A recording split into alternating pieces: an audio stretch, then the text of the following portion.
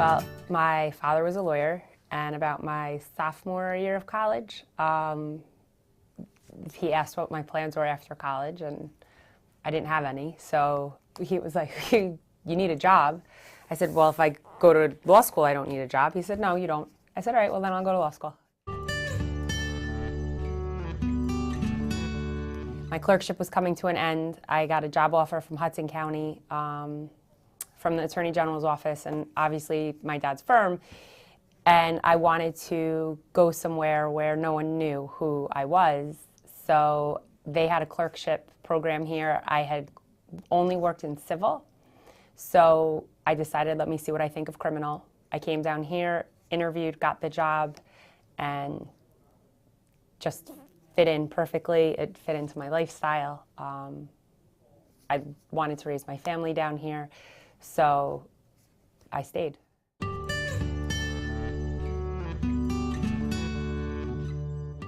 The cold case stuff is really exciting because we have approximately 75 cases from dating back to the 60s that have not been solved, homicides only. And we've gotten to reopen them, look at them, kind of prioritize what cases we think we can solve based on new DNA evidence or new DNA technology. You know, they're difficult, and it's definitely a challenge, and it is exciting to get to restart investigations, and the retired detectives who originally investigated them have been super, super helpful, giving us insight and helping us locate people and reestablishing contact with some of the victims' families.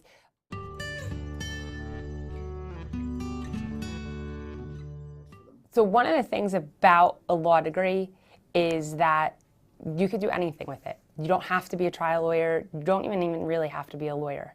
What I would tell them is this: find something you're passionate about and that you love doing, because it's hard, and it is not a part-time job at any point, I think. Especially this is a huge undertaking to decide to do law in this field. But there's so many different aspects of it that you just have to find something you love and be passionate about it. And when you make those sacrifices, or you haven't slept in 2 days, and you have to be in court, and you have to be able to be on in court, you can't be miserable about it. It has to be something that you're grateful and privileged to do.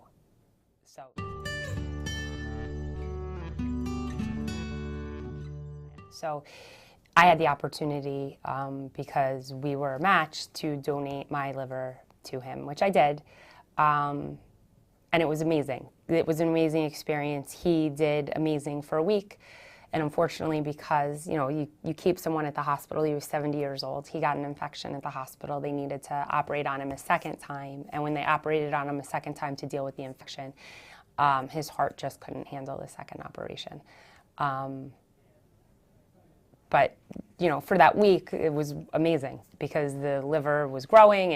Everything was functioning perfectly for both of us. So yeah, I guess it was a sacrifice in some aspects. I looked at it more of a privilege than a sacrifice.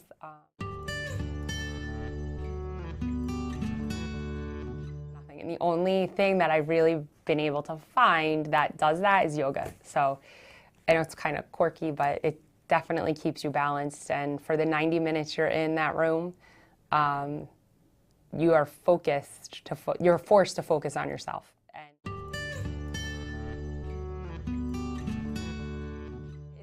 And it's funny because most of TV is Law and Order, SVU, and I don't want to watch that. I live it. I don't need to watch it. You just kind of look for something that is not real.